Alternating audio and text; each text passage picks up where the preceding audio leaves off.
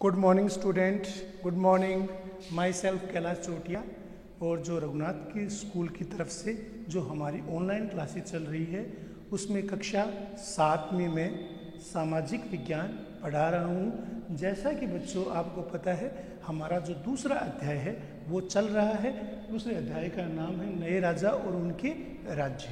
इसके बारे में हम अध्ययन कर रहे हैं। हमारा जो अध्ययन अभी वर्तमान में चल रहा है वो चोल राज्य के बारे में चल रहा है। हमने चोल स्थापत्य के बारे में पढ़ा।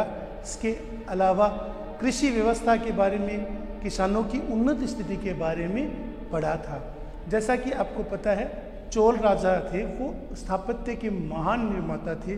चोल राजाओं ने स्थापत्य की दृष्टि से दक्षिण भारत में जो प्रचलित थी, जो चोल शैली थी उसको अपनी चरम सीमा तक पहुंचाया था। जो द्रविड़ शैली थी, जो जिसे हम द्रविड़ शैली कहते हैं या चोल शैली कहते हैं, उस शैली को उन्होंने अपने चरम पर पहुंचा दिया था। तो चोल काल के जो शासक थे वो महान स्थापत्य निर्माता थे। महान स्थापत्य के लिए उन्होंने भव्य मंदिरों का निर्माण किया।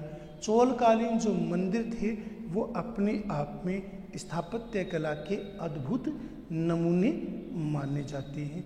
संपूर्ण पहाड़ियों को या एक संपूर्ण पहाड़ी को काट काट कर भव्य अलंकृत सजीव मंदिरों का निर्माण किया गया था, जिसमें इन मंदिरों पर या विमान पट होता था जहाँ पर मंदिर बनाए जाते थे। ऊंचाई पर मंदिर बनते थे, पूरी पहाड़ी को काट कर बनाए गए थे, जिनमें मंडप, सभा मंडप, गोपुरम, अलंकृत स्तंभ, शिखरम, ऊपर से पतले होते हुए शिखरम, उन शिखरम के चारों ओर भव्य अलंकृत सजीव आकर्षक मूर्तियों का निर्माण करना, मूर्तियों को भव्य मूर्तियों का या निर्माण करना, ये चोल काल में हमें देखने को मिलता है। चोल काल के जो मंदिर थे उसमें शिखरम के अलावा गर्भगृहम, प्रदक्षिणापथम, सभा मंडप, प्रवेश द्वारम, घंटा द्वारम, स्तंभ, गोपुरम, मंडलम, ये प्रमुख होते थे जो अत्यंत आकर्षक थे, अत्यंत अपने आप में अलौकिक थे। जो मंदिर थे उनके जो गर्भगृह होते थे उनमें भव्य अलंकृत भव्य शिवलिंगों की स्थापना की गई थी। आपको जैसे बच्चों मैंने बताया था चोल काल के दो महान राजा हुए, राजराजा प्रथम, जिसे हम राजराजेश्वर भी कहते हैं, राजराज प्रथम भी कहते हैं, और राजेंद्र चोल प्रथम। राजराजा प्रथम ने तंजौर में भव्य, अप्रतिम, अलौकिक, अपने आप में स्थापत्य के निकष के रूप में जो प्रमुख मंदिर बनाया था उसका नाम बृहदेश्वर या राजराजेश्वर मंदिर था। जबकि उसका जो पुत्र था उसने गंगईकोंड चोलपुरम के नाम से एक भव्य मंदिर का निर्माण करवाया था। जो हम सबसे पहले राजराजा प्रथम के द्वारा बनाया गया जो बृहदेश्वर या राजराजेश्वर मंदिर है उसकी ओर नज़र डालेंगे या उसके ऊपर देखेंगे कि वो मंदिर कैसा था। तो जो बृहदेश्वर या राजराजेश्वर का मंदिर था वो बहुत ही भव्य था। इसका जो आधार था वो 450 फीट था और जो उसकी ऊंचाई थी वो भी तकरीबन इतनी थी।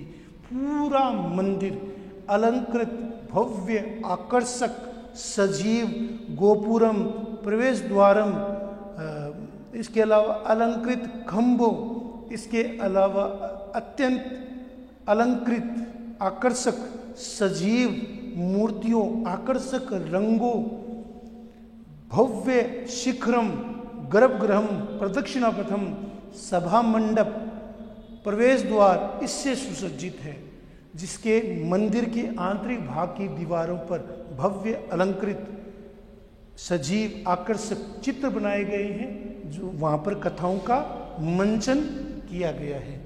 जो बृहदेश्वर या राजराजेश्वर मंदिर है वो अपने आप में स्थापत्य का निकष माना जाता है। अपने आप में स्थापत्य की एक अलौकिक छठा जिसे स्वीकार किया जाता है।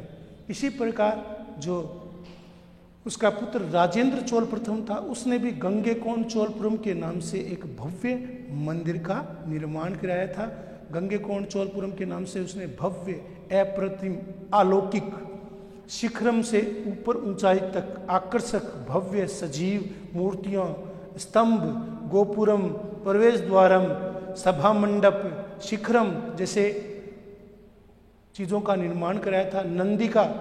नंदी का भी ग्रेनाइट के पत्थर से नंदी का भव्य या नंदी की प्रतिमा को स्थापित किया था। शिवलिंग, भव्य शिवलिंग स्थापित किया था। राजेंद्र चोल प्रथम या राजराजा प्रथम था, राजेंद्र चोल प्रथम था, उसने गंगैकोंड चोलपुरम की उपाधि धारण की थी और गंगैकोंड चोलपुरम के नाम से उसने भव्य शिव मंदिर का निर्माण किया था। हमने कृषि व्यवस्था के बारे में भी नजर डाली। जो चोलकालीन कृषि व्यवस्था थी वह सिंचाई पर आधारित थी। कावेरी नदी के मुहाने पर डेल्टाई क्षेत्रों में खेती की जाती थी। नहरें निकाली गई थी। चोल शासकों की तरफ से भव्य नहरों का निर्माण किया गया था, जिसमें सिंचाई के पानी को खेतों तक पहुंचाया गया था। आज हम साम्राज्य का प्रशासन या चोल प्रशासन के बारे में देखते हैं। चोलों का जो प्रशासन था वो ग्राम पंचायत प्रणाली पर आधारित था। जो चोलों का प्रशासन था वो ग्राम पंचायत प्रणाली पर आधारित था। सबसे छोटी इकाई थी वो गांव थी। गांव से थोड़ा बड़ा है वो गांव का समूह था। गांव से समूह से थोड़े से बड़ा है वो तहसील थी। तहसील से बड़ा जिला, जिला से बड़ा राज्य और राज्य से बड़ा केंद्र या देश कहलाता था। जिस प्रकार वर्तमान में हम व्यवस्था देखते हैं जिसके अंतर्गत प्रशासन की सुविधा की दृष्टि से प्रशासन को इकाइयों या राज्यों में या इकाइयों में बांटा गया था, उसी प्रकार चोल काल में भी प्रशासन की सुविधा की दृष्टि से जो ग्राम पंचायतें थी, ग्राम शासन था, वो चोलकालीन स्थानीय स्वशासन की नींव था। चोल शासन का आधार है वो ग्राम पंचायत प्रणाली पर आधारित था।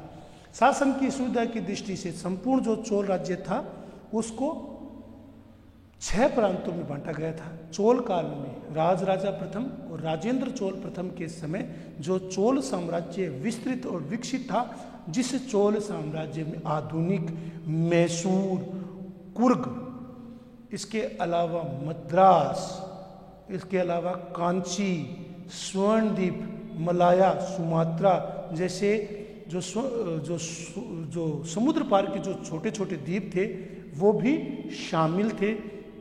उन पर भी उन्होंने विजय प्राप्त की थी। तो जो चोल साम्राज्य था वो राजेंद्र और राजराजा चोल के समय अत्यंत विकसित हुआ था।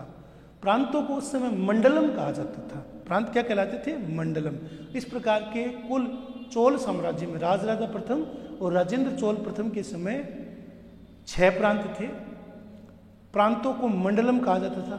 मंडलम का उप विभाजन कोट्यम से, कोट्यम का उप विभाजन नाडु में और नाडु का उप विभाजन कुर्रम में और कुर्रम को गांव में विभाजित किया गया था। गांव स्थानीय स्वशासन की सबसे छोटी इकाई होते थे। इसके अलावा जो नाडु की जो सभा थी वो नाट्यार और जो शहरी सभा थी उसे नगस्तार या नगरतार भी कहते थे। तो इस प्रकार हम देखते हैं कि चोल काल में जो प्रशासन था, शासन की सुविधा की दृष्टि से साम्राज्य को प्रांतों में बांटा गया था। प्रांतों को मंडलम, मंडलम को कोट्यम, कोट्यम को नाडु, नाडु को कोट्यम को नाडु, नाडु को कुर्रम में और कुर्रम को गांव में विभाजित किया गया था। इनके जो सदस्य होते थे, ग्राम पंचायत के जो सदस्य होते थे या ग्राम सभा के जो सदस्य होते थे वो हर वर्ष निर्वाचित होते थे। किसानों की बस्तियों को उर कहा जाता था। ग्राम परिषद और नाडु का जो प्रमुख कार्य क्या था बच्चों? न्याय करना और कर वसूल करना, ये उनका प्रमुख कार्य था। वेलार जाति जो संपन्न थी, जो धन संपन्न थी, उनके धनी किसान, जो धन संपन्न किसान थे, उनकी आर्थिक स्थिति मजबूत थी। उन्हें केंद्रीय चोल सरकार की देखरेख में नाडु के कामकाज में उनका अच्छा नियंत्रण था। वेल्लार जो धनी किसानों की एक समिति थी, धनी किसान वो वेल्लार कहलाती, वेल्लार जाति से आते थे। इनकी जो केंद्रीय चोल सरकार थी, जो केंद्रीय सरकार थी, इसके अलावा जो स्थानीय सरकार थी जिसे हम नाडु कहते हैं, उनके कामकाज पर उनका अच्छा नियंत्रण था। तो वेलार जाति थी वो धनी किसानों का समूह कहलाती थी जिसका नाडु के प्रशासन पर अच्छा नियंत्रण था।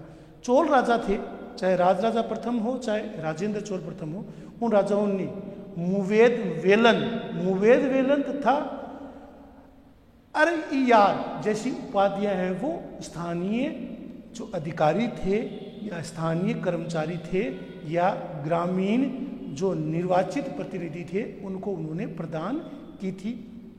तो इस प्रकार हम देखते हैं कि चोल शासन था, उसका आधार ग्राम पंचायत था, ग्राम पंचायत प्रणाली पर आधारित था। शासन की दृष्टि से संपूर्ण चोल साम्राज्य को 6 प्रांतों में बांटा गया था, 6 प्रांतों में विभाजित किया गया था। प्रांतों को मंडलम कहा गया था, मंडलम को कोट्यम, कोट्यम को नाडु, नाडु को कुर्रम और कुर्रम से गांव। जैसे वर्तमान में केंद्र, केंद्र से छोटा राज्य, राज्य से छोटा जिला, जिले से छोटी तहसील और तहसील से छोटी ग्राम पंचायत होती है। उसी प्रकार चोल काल में जो केंद्रीय शासन था उसे मंडलम, मंडलम को कोट्यम, कोट्यम से नाडु, नाडु से कुर्रम, कुर्रम से ग्राम विभाजित थे। अभिलेखों में जो नाडु की सभा थी उसे नाट्यार और जो शहरी सभा थी उसे नगस्तार कहा जाता था। गांव के प्रतिनिधि है वो हर वर्ष निर्वाचित होते थे, उनका चयन होता था। ये स्थानीय स्वशासन में महत्वपूर्ण भूमिका निभाते थे, लेकिन राजा पर नियंत्रण करने के लिए कोई संस्था नहीं थी। किसानों की सभा थी वो उर कहलाती थी, नाडु की सभा को नाट्यार और जो शहरी सभा होती थी बच्चों उनको नगस्तार कहा जाता था। किसानों की बस्तियों को उर कहलाते थे या उर कहते थे। ग्राम परिषद और नाडु न्याय करना और कर वसूलने जैसे काम करती थी। ग्राम परिषद होती वो न्याय देना और कर वसूलने जैसे काम करती थी। वेलार जाति के जो धनी किसान थे उनके जो केंद्रीय जो शासन था उसमें वो महत्वपूर्ण पदों पर नियुक्त था। इसके अलावा जो नाडु का शासन होता था उन पर भी उनका महत्वपूर्ण नियंत्रण था। जो चोल शासक थे, जो स्थानीय अधिकारी थे, स्थानीय जो निर्वाचित जनप्रतिनिधि थे, उन्हें मुवेदवेलन या अरैयार जैसी उपाधियां हैं वो देते थे। अरैयार जैसी उपाधियां हैं वो स्थानीय चोल शासकों के द्वारा स्थानीय अधिकारियों को दी जाती थी। तो चोलों का प्रशासन था वो ग्राम पंचायत पर आधारित था। शासन की सुविधा से संपूर्ण चोल साम्राज्य को प्रांतों में बांटा गया था। प्रांतों को मंडलम कहा जाता था, मंडलम को कोट्यम, कोट्यम को नाडु, नाडु को कुर्रम और कुर्रम से गांव होते थे। गांव सबसे छोटी इकाई थी। गांव में एक निर्वाचित संस्था होती थी जो हर वर्ष निर्वाचित होती थी, जिसके सदस्य हर वर्ष निर्वाचित होते रहते थे। इसके अलावा राजा पर नियंत्रण करने के लिए कोई संस्था नहीं थी, कोई संस्था उस समय विद्यमान नहीं थी। जो नाडु की सभा होती थी उसे नाट्या और जो शहरी सभा होती थी उसे नगस्तार कहते थे। गांव के प्रतिनिधि वो प्रतिवर्ष निर्वाचित होते थे। किसानों की जो सभा थी, बस्तियां थी, उनको उर कहलाती थी। ग्राम परिषद और नाडु ये इसका काम क्या था? एक तो न्याय प्रदान करना और दूसरी करों की वसूली करने का काम था। वेलार जाति के जो धनी किसान थे उनका चोल जो केंद्रीय चोल सरकार थी उनकी देखरेख में नाडु पर अच्छा नियंत्रण था। वेलार जिन्हें धनी किसान के रूप में मान्यता दी गई थी, धनी किसान थे। इनका जो केंद्रीय चोल सरकार थी उसमें जो नाडु होते थे उनके कामकाज पर उनका अच्छा नियंत्रण था। चोल राजाओं ने मुवेद वेलन तथा अरैयार जैसी उपाधियां हैं वो स्थानीय जो प्रतिनिधि होते थे उनको वो प्रदान करते थे। तो इस प्रकार जो आज हमारा टॉपिक है जो साम्राज्य का शासन, चोलों का प्रशासन, हमने चोलों के प्रशासन में हमने इसके अतिरिक्त हमने स्थापत्य कला, स्थानीय कर प्रणाली, कृषि प्रणाली, इनके बारे में भी हमने आपको बताया था, इनके बारे में भी हमने अध्ययन किया था। इसके अलावा आपको मैंने चोल काल में जो भव्य कांस्य प्रतिमाएं मिलती थी, जो अलौकिक होती थी, जो दिव्य थी, जो आकर्षक थी, जो भव्य होती थी, जिन कांस्य प्रतिमाओं में देवी देवताओं की मूर्तियां और स्थानीय राजाओं की मूर्तियां भी बनाई गई थी। इसके अलावा भगवान शिव की, नटराज की कांस्य प्रतिमाएं भी उस काल में विकसित हुई थी। तो मूर्तिकला का भी विकास है वो चोल काल की एक महत्वपूर्ण देन है। मूर्तिकला का भी अद्भुत विकास है वो चोलों के समय में देखने को मिलता है। तो चोल काल में जो मूर्तिकला थी वो अपने आप में विकसित हुई थी। मूर्तिकला के अंतर्गत कांस्य प्रतिमाएं थी जिन्हें भव्य और अलंकृत किया गया था, जिनमें भव्य पोशाकें कर्णबंद, बाजूबंद, भव्य केश विन्यास, गले में हार, कंधे पर बाजूबंद जैसे उन पर उनको दिखाया गया था। अस्त्र अच्छे वस्त्रों का उस पर संयोजन किया गया था, वस्त्र विन्यास था वो अत्यंत कुशल था। तो आज हमने साम्राज्य के प्रशासन के बारे में पढ़ा है, इसको आपको देखना है, इसको लिखना है, याद करना है। हमारा दूसरा अध्याय समाप्त होने वाला है, यही आपका होमवर्क है। धन्यवाद।